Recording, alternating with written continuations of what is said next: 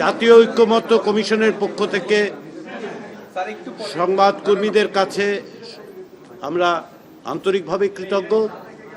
আপনাদের সবাইকে আন্তরিকভাবে ধন্যবাদ যে আপনারা সমস্ত সময় ধরে এই আলোচনা অনুসরণ করছেন এবং বাংলাদেশের নাগরিকদেরকে তা অবহিত করার চেষ্টা করছেন।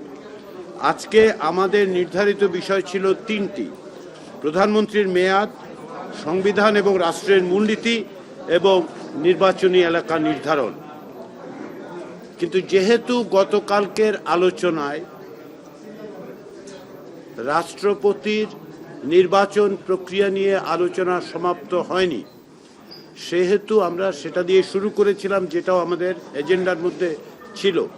বলা হয়েছিল গতকালের অসমাপ্ত বিষয় নিয়ে আলোচনা করব। এই আলোচনার ক্ষেত্রে যেটা সুস্পষ্ট হয়ে ওঠে যে প্রায় প্রত্যেক অংশগ্রহণকারী আমাদেরকে স্মরণ করিয়ে দেন যে এর সঙ্গে যেহেতু দ্বিকক্ষ বিশিষ্ট পার্লামেন্টের প্রশ্নটি জড়িত, অর্থাৎ রাষ্ট্রপতি কিভাবে নির্বাচিত হবেন সেটা অনেকের ক্ষেত্রেই দলগতভাবে যে সিদ্ধান্ত সেটা নির্ভর করছে যে উচ্চকক্ষ তৈরি হবে কিনা, হলে কিভাবে হবে। সেই বিবেচনার থেকেই আমরা আলোচনায় দ্বিকক্ষ বিশিষ্ট পার্লামেন্টের কথা নিয়ে আলোচনা করেছি। সংবিধানের রাষ্ট্রপতির নির্বাচন প্রক্রিয়ার যে বিধান আছে 48-এর 1 অনুচ্ছেদ, সেটা নিয়ে আলোচনা হয়েছে এবং এই বিষয়ে প্রায় সকল দলই একমত হয়েছেন যে সংবিধানের 48 অনুচ্ছেদের 1 উপঅনুচ্ছেদ পরিবর্তন করতে হবে।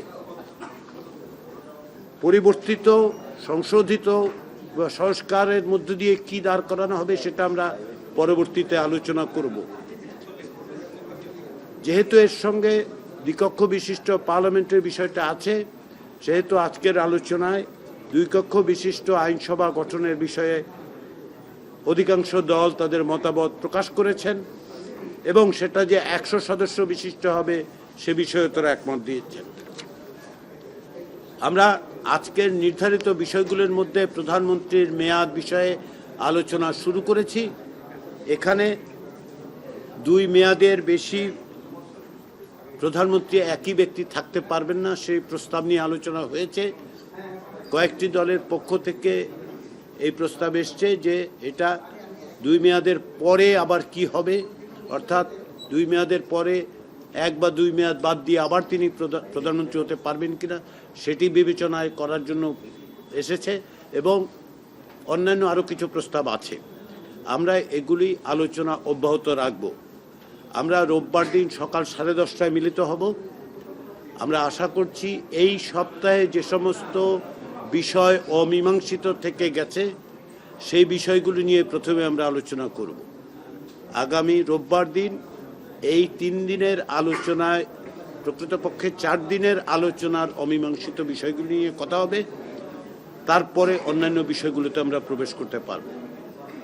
আবারও বলি, আমাদের এই আলোচনায় বিভিন্ন রকম মত থাকলেও আপনারা নিশ্চয়ই লক্ষ্য করেছেন যে আলোচনা অত্যন্ত সৌহার্দ্যপূর্ণ পরিবেশে হচ্ছে। প্রত্যেকেই তাদের মতামত দিচ্ছেন।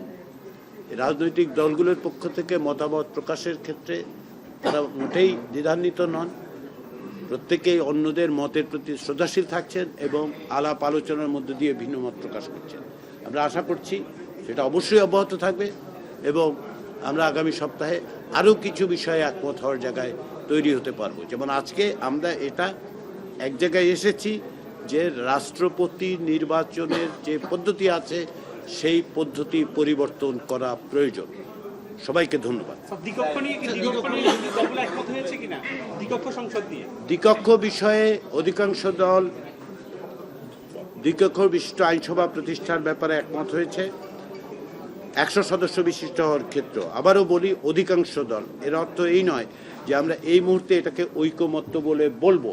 কারণ হচ্ছে কিছু কিছু আলোচনার সংশ্লিষ্ট বিষয় আছে, এগুলির সাথে সংশ্লিষ্ট বিষয়গুলো নিষ্পত্তি না করে এগুলোকে ঐকমত্য দাবি করলে সেটা অতিরঞ্জন হবে এবং তাতে করে ভুল বোঝাবুঝির অবকাশ আছে। আমরা কোনো অবস্থাতেই সেটা চাচ্ছি না। আপনারা রাজনৈতিক দলগুলো যেহেতু অনেক বিষয়ে তাদের আবার ফিরে যেতে হচ্ছে, যেমন ধরুন রাষ্ট্রপতি নির্বাচনের প্রক্রিয়া নিয়ে কিংবা দ্বিকক্ষ কিংবা ধরুন প্রধানমন্ত্রীর মেয়াদ, এগুলো নিয়ে তারা মত দিয়েছেন, আবার এইখানের মত শোনার পরে তাদের নীতি নির্ধারকদের কাছে যেতে হচ্ছে। সেটাই স্বাভাবিক, রাজনৈতিক প্রক্রিয়া, এটাই স্বাভাবিক। সেই প্রক্রিয়ার মধ্য দিয়ে আমরা অগ্রসর হচ্ছি। আমি আবার সবাইকে ধন্যবাদ জানাচ্ছি। বিভিন্ন না, এক মিনিট, আমি প্রশ্ন নিচ্ছি না এই কারণে নয়, আমি আসলে এখানে অনেক রাজনৈতিক দলের নেতৃবৃন্দ, অনেক বিষয় তো আপনাদের মধ্যে একটা কনসেনসাস কাছাকাছি পৌঁছেছে। এখন কোনো বিষয় যদি কনসেনসাস তৈরি না হয়, সেক্ষেত্রে সেই বিষয়গুলোর ভবিষ্যৎ কি হতে পারে? আমরা আশাবাদী যে অনেক বিষয়ে আমরা এক জায়গায় আসতে পারবো। যেগুলো একমত হতে পারবো না, যেটা আমি আগেও বলেছি, যদি আমরা দেখি যে কিছু বিষয়ে একমত হওয়া যাচ্ছে না, সেগুলো আমরা উল্লেখ করব স্বচ্ছতার সাথে, যে এই সমস্ত বিষয় আলোচিত হয়েছে কিন্তু আলোচনায় একমত হওয়া যায়নি। সব বিষয়ে হওয়া যাবে আমরা মনে করি না, এটা একটা অসম্ভব প্রত্যাশা হবে। হলে ভালো হতো, কিন্তু হবে না, এটা আমরা জানি। বাস্তবতার বিবেচনায় আমরা মনে করি যে অধিকাংশ বিষয়ে বা গুরুত্বপূর্ণ বিষয়ে আমরা একমতের জায়গায় আসতে পারবো। সেই চেষ্টাটা সকলের দিক থেকে আছে, রাজনৈতিক দলগুলোর থেকে আছে, আমাদের দিক থেকে ঐক্যমত্য কমিশনের পক্ষ থেকে তো অবশ্যই আছে। তো আমাদেরকে যে কোনো আলোচনায় যেটা, সেটা হচ্ছে সময় লাগছে, কিন্তু খুব দীর্ঘ সময় লাগছে না, কিন্তু আমরা আলোচনা করছি, এই আলোচনা অব্যাহত থাকবে এবং আমরা আশা করছি আগামী সপ্তাহে আরও কিছু বিষয় আমরা আরও বেশি কাছাকাছি একমতের জায়গায় আসতে পারব। সবাইকে ধন্যবাদ।